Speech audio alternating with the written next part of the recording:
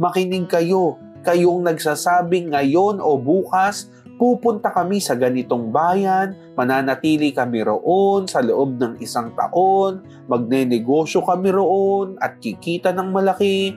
Hindi nyo alam kung ano ang mangyayari sa iyo sa araw ng bukas. Ang buhay nyo'y parang usok lamang na sandaling lumilitaw at agad nawawala.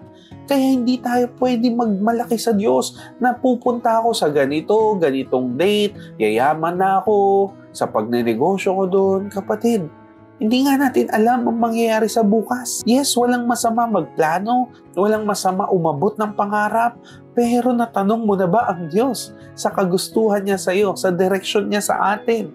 Kapatid, nakakalungkot man na may mga Pilipino for sure na nagbaka sakali sa Myanmar, nagbaka sakali sa Thailand.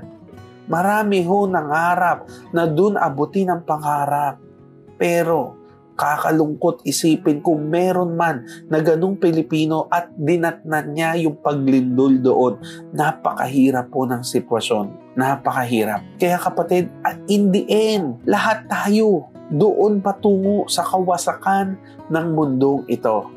Ito pong paalala na ito ay hindi para takutin ka. Kasi ito talaga yung mangyayari. Nakakatakot talaga kung tayo hiwalay sa Diyos. And it's time to go back to His love.